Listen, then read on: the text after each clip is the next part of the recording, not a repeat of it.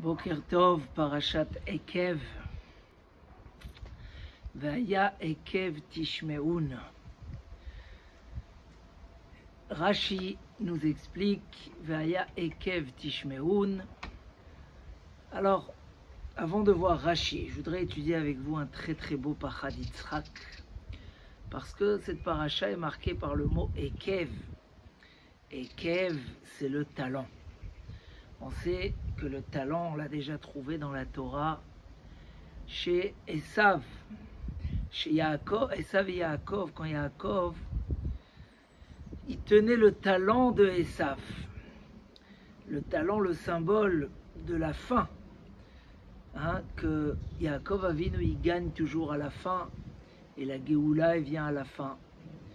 Et donc ce mot Ekev, Rashi dit au nom de Chazal, Averot Shadam Dash Ba'akevav. Les erreurs ou les mitzvot que l'homme il écrase avec son talent. Sauvevot Otobishat Adin, au moment du din, après à la fin, après que l'homme a travaillé toute sa vie, on va lui dire aïe aïe aïe, mais tu as laissé tomber ça, et tu as laissé tomber ça, et tu as laissé tomber ça. Et bien au contraire, pour celui qui n'a pas laissé tomber, c'est marqué que Ekev Tishmeun, si vous allez entendre ces mitzvot-là, que vous avez l'habitude d'ignorer, de laisser tomber, alors Veshamar Hashem Elokecha Alecha et Abrit, Akadosh Baruch Hu, il va te garder l'alliance, et ta chesed, et il te protégera, il te bénira, il bénira tes enfants et tes petits-enfants. C'est-à-dire, il y aura une suite, une continuité sur toutes tes générations dans la Torah, dans la Gdusha, dans la bracha dans la Parnassa. Qu'est-ce qui se cache derrière ce respect des mitzvot que les gens ont l'habitude d'écraser? Bichlal, essayez de comprendre psychologiquement qu'est-ce qui se passe. Pourquoi un homme qui ferait la Torah et les mitzvot va laisser tomber tellement de petites mitzvot où il y a beaucoup de choses qu'il ne va pas faire? C'est quoi la différence? Que fait la différence chez certains où chaque détail est tellement important chez eux, et chez d'autres que même si c'est important, mais quand même, ils laissent tomber ces petites mitzvot. Ils laissent tomber. Il y a des moments où ils n'ouvrent pas un livre. Il y a des mitzvot qui ne font pas attention. La tzniout, c'est trop difficile pour eux. Où est la différence? Où se cache dans la psychologie de l'homme?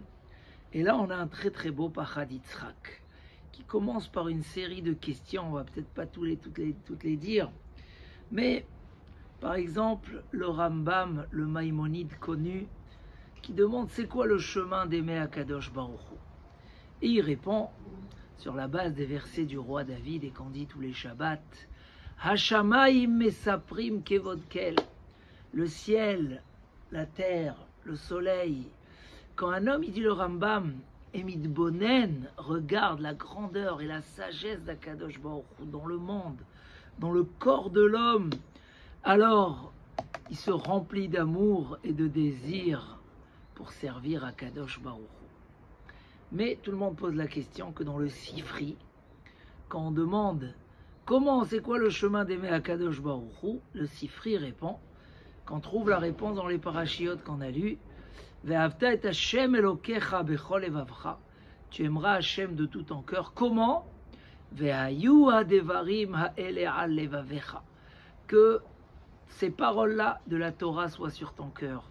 Un homme qui étudie la Torah, il arrive à l'amour d'Akadosh Baruch Hu. Pourquoi le Maïmonide n'a pas ramené cette explication-là? On trouve aussi, nos Chachamim disent que la Torah ramène l'homme, attire l'homme vers Akadosh Baruch Hu et vers le droit chemin. On a deux proverbes. L'un qui dit Torah mevia l'idée zehirut. La Torah amène l'homme à la prudence. Un homme qui étudie la Torah fait attention à ce qu'il fait, que ce soit dans les midot, dans les mitzvot, dans tout ce qu'il fait dans sa vie. Et il y a un autre proverbe qui dit Hamaor sheba machazira le mutav. La lumière de la Torah ramène l'homme aux bonnes choses, au droit chemin. C'est quoi la différence entre ces deux paroles de nos Chachamim? Là, on dit tout simplement, la Torah nous amène à être prudent. Et là, on dit, Hamaor Sheba Torah, la lumière nous amène à la tchouva, à l'amélioration, etc. Pour terminer, il ramène le Maharal, nous dit le Maharal, que les Bnei Israël ont fauté, la faute du veau d'or, parce que les louchot, les tables de la loi, étaient encore dans les mains d'Akadosh Baruch.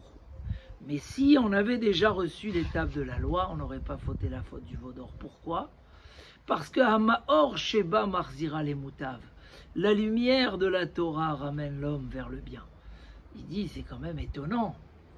On avait déjà reçu la Torah au Mont Sinaï. Apparemment, il y a quelque chose qui a été rajouté par les tables de la loi qui ramènerait cette notion de Hamaor Sheba, Marzira les Moutav, et qui aurait fait qu'on n'aurait pas fauté dans la faute du veau d'or.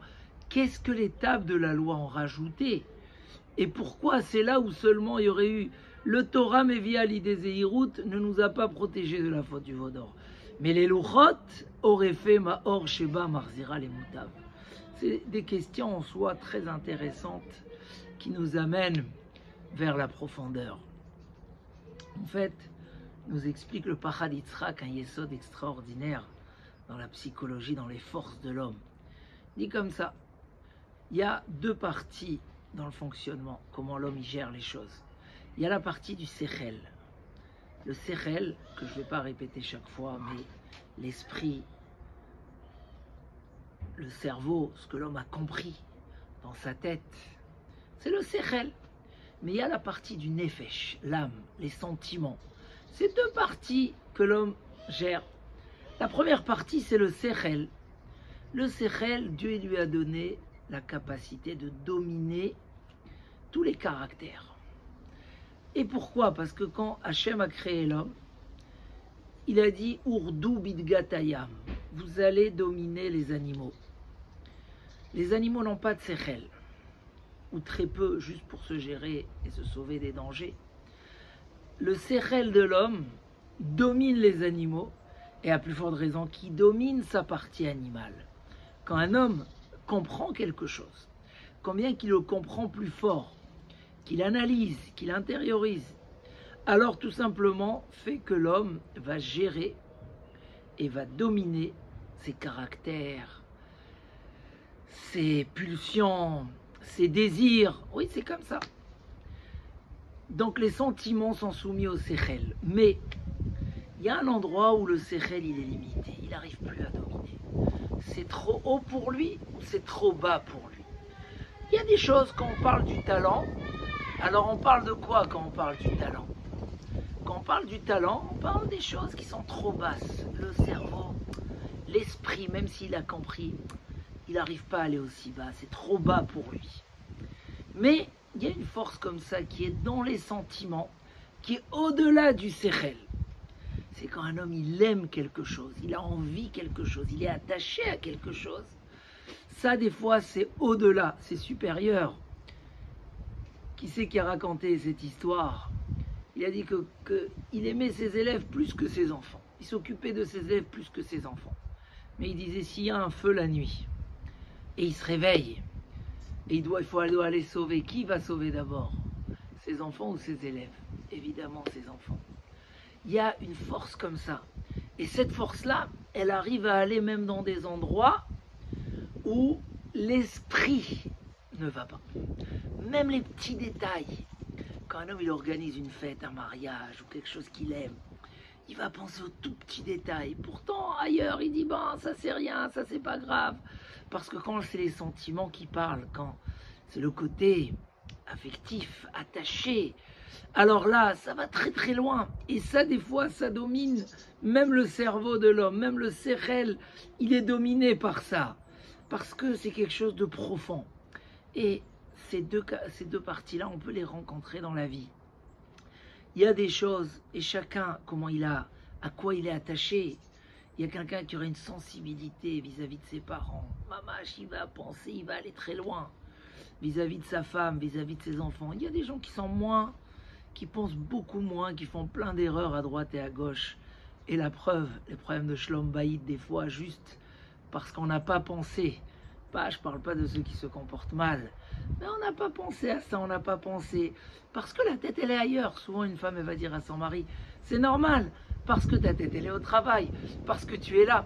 Parce qu'effectivement, l'endroit où l'homme est attaché, c'est au-delà du sechel. Ça va et ça permet à se rappeler, l'homme, des fois, il a des réflexes.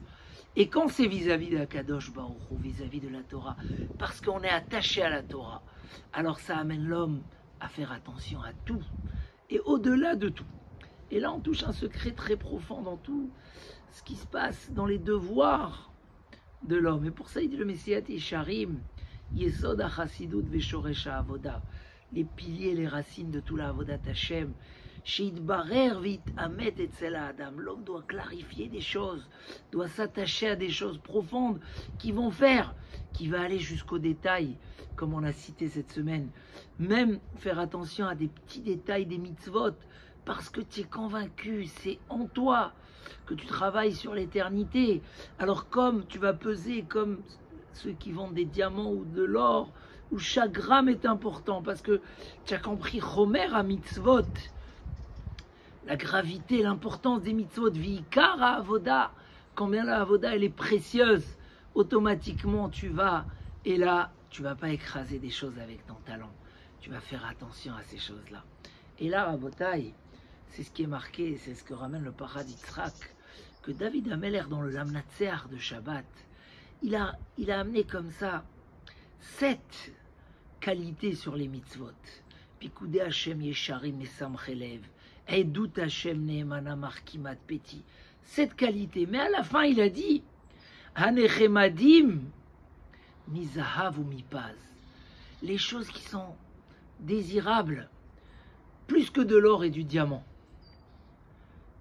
L'argent, ça s'appelle Kesef, Kosef. Pourquoi Kesef, ça s'appelle du mot Kosef?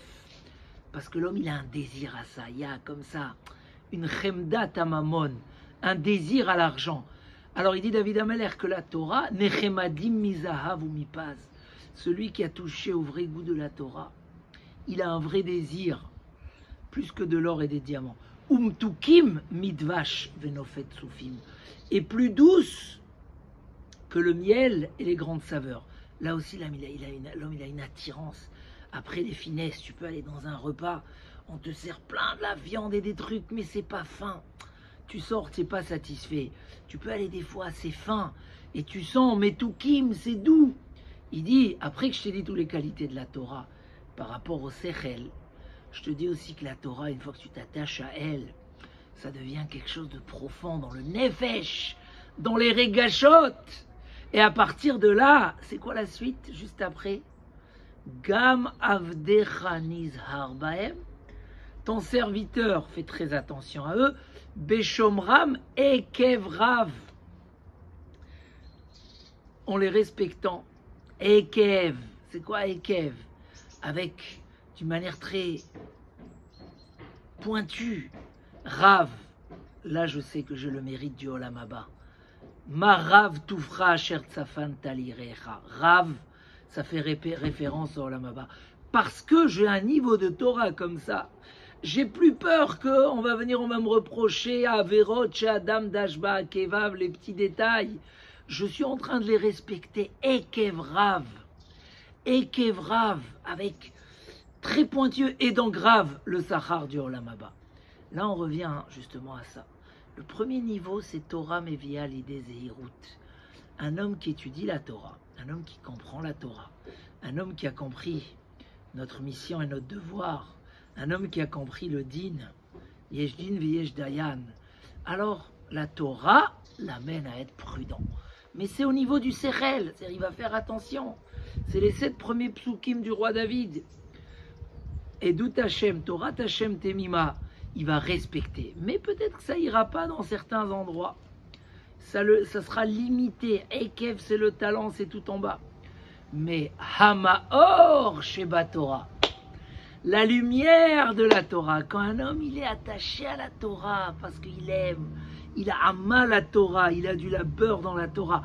Hamaor Sheba, la lumière de la Torah, Machaziran les moutav, ça ramène l'homme à faire tout bien. Ça lui fait faire tchouva même sur les plus petits détails. On va en vacances, il faut étudier. On peut étudier ou on ne peut pas étudier. On a le temps d'étudier, on n'a pas le temps d'étudier. Cette question ne se pose pas pour celui qui est dans Mahor Sheba Torah, la lumière de la Torah. Au contraire, il ne peut pas passer une journée sans étudier, il n'est pas bien. Parce que pour lui, c'est dans les régachot, c'est dans le nefesh. Il ramène là-bas que les gens de Mechosa, la ville de Rava, quand ils ne travaillaient pas, ça les fatiguait. Il y a des gens comme ça, une catégorie de personnes, que sans rien faire, ils sont fatigués. Et ça, c'est un secret à comprendre, c'est dans les Korot HaNefesh. Il y a un homme, s'il ne fait pas ce qu'il doit faire, oh il va, ça le fatigue, il n'est pas bien, c'est pas des vacances. Ces vraies vacances, ah, c'est quand il exprime, là il étudie, là il s'occupe de sa famille, là il prend des forces, là il fait son sport, là il prend ses Korot. Mais la Kdusha, elle est en lui, elle est intégrée en lui. C'est ce qui s'est passé dans les Luchot, c'est ce que nous dit le Maharal Miprag. Le Maharal Miprag nous dit Hamaor Sheba Torah. C'est quoi le Mahor Sheba Torah? Il dit le Maharal, la Torah c'était une première partie, c'était Torah Mevial et des Zehirut. Ils ont reçu au Har Sinaï avec toute la splendeur du Hanan, du Harafel, de la lumière. Mais il y a une deuxième partie, c'est les tables de la loi. Les tables de la loi, c'était la gravure.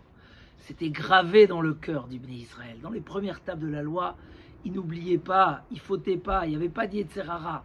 Parce que les tables de la loi, c'était le lien entre le Ham Israël et la Torah. Alors à partir de là, on n'aurait pas fait la faute du Rovodor. Parce que quelqu'un qui est tellement attaché, même s'il a décidé de fauter, il arrive une minute, il ne fait pas. On connaît l'histoire de ce grand professeur très connu mondialement. Combien de fois ils lui ont demandé de se convertir, de passer à une autre religion pour pouvoir lui donner tous ces médailles, parce que sinon il ne pouvait pas les recevoir. Et chaque fois en dernière minute, il faisait marche arrière, alors qu'il ne respectait pas la Torah. Parce que quand il était parti à la yeshiva chez le Chafetz Chaim, et il n'a pas été accepté, mais il a dormi chez le Chafetz Chaim, et toute la nuit le Chafetz Chaim, il a enlevé sa fourrure, et il le couvrait, pour qu'il ait chaud, et lui il dormait pas. Il voyait comment le Chafetz Chaim s'occupe de lui. C'est quelque chose qui l'a touché profondément. Il y a des choses de profond comme ça. Un homme que son lien avec la Torah, c'est un Mahor Sheba Torah, c'est la lumière de la Torah. C'est un attachement dans le nefesh. C'est au-delà du sechel, c'est au-delà de l'esprit. À partir de là, Beshomra Mekevrav, ça fait qu'on garde même les plus petites choses. J'ai lu cette semaine une histoire sur le Rav Miponevitch, que dans la ville de Ponevitch, un jour il y avait une tempête de neige, etc. Ils ont vu une dame sortir de chez elle, aller une fois, revenir deux fois. Chaque fois elle sortait avec un enfant. Et quelqu'un lui a demandé, mais où tu vas? Elle lui a dit, il fait très très froid. Normalement on n'amène pas les enfants à l'école. Mais moi je veux pas que mes enfants y ratent leur limouda Torah. Elle avait 3 enfants, mais elle avait qu'une paire de manteaux, qu'un manteau et une paire de gants. Donc qu'est-ce qu'elle a fait dans cette tempête, dans ce froid? Elle a fait 3 fois aller-retour. Elle a amené son premier enfant, elle a ramené les gants et le manteau, et 3 fois comme ça. Et qui c'était ça? C'était la mère du Rav Miponevitch. On comprend comment le Rav Miponevitch, qu'est-ce qu'il a fait pour le monde de la Torah, comment il était. Il a sauvé des milliers de nefashot. Et les enfants, elle les battait à vote et Yeshivat Ponevitch, parce que sa mère, elle était liée à la Torah, Benefesh, par l'âme. Un homme qui est lié par l'âme, alors lui, il fait attention même aux petits détails. Chaque détail est important chez lui. Et pour conclure, c'est ce que nous dit le Rambam. C'est vrai que la première étape pour aimer Akadosh Baruch Hu, c'est connaître la grandeur d'Hachem. Quand un homme, il voit tout ce qui se passe dans le monde, il voit la grandeur d'Hachem, l'esprit dit, mais c'est le Tout-Puissant, c'est celui qui nous donne tout. Alors automatiquement, c'est vers lui que je dois me tourner, c'est lui que je dois aimer.